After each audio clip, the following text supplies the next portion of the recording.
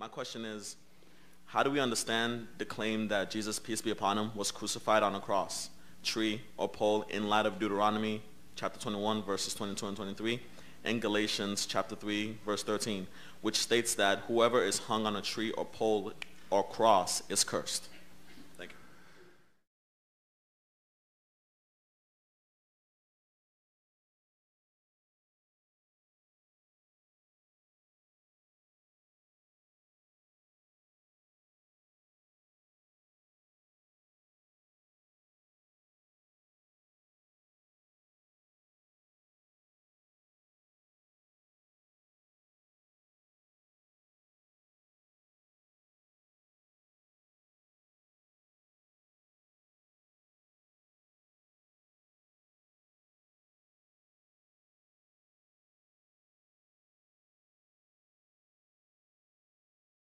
Well, I'd say you're about that close to understanding the gospel, right?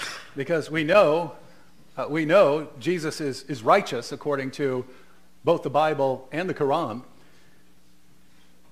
Muhammad in the Hadith said that Satan touches everyone who comes into the world, but he couldn't touch Jesus or his mother. Everyone else, Muhammad, everyone, Satan could touch him, but not Jesus. And so, you're right. How do we reconcile our belief that Jesus was righteous with the Old Testament claim that anyone who's hung on a tree is cursed? And it seems that we would have to say that Jesus was cursed in spite of being righteous, and that's exactly what the gospel says, right? The one who was without sin became sin for us. So, yeah, if we left those things out, and you would wonder, oh, was Jesus cursed? Well, Jesus was righteous, and yet he was cursed. And notice he was hung on a tree according to Shabir as well. So he's under a curse according to both views on the stage tonight. And so if Jesus was under a curse, well, what do we do there? In Christianity, he's under a curse for a reason, right? He's under a curse for a reason because he's becoming a curse for us, right? So that we can be forgiven. As far as other interpretations, I guess he's under a curse because he was hung on a tree, but I don't know. Shabir's about to answer, so he can explain what he would think about Jesus being hung on a tree.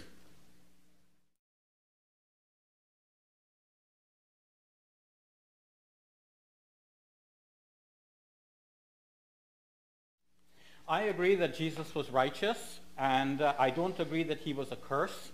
And the Deuteronomy passage actually refers to a person who was hung justly for his crimes. So he's under the curse of God, according to Deuteronomy. Paul misunderstood this, and though Jesus was unjustly hung, Paul said Jesus became a curse, but he's a curse for us.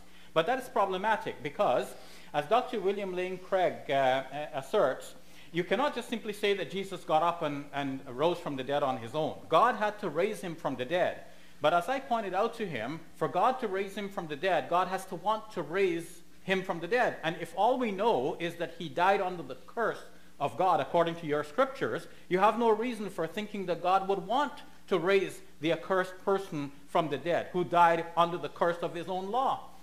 So you have a contradiction here, and it's a major one, and that's another reason for believing that Jesus was not raised from the dead, and it's better to think that he did not die in the first place. Again, thank you guys so much. Appreciate it.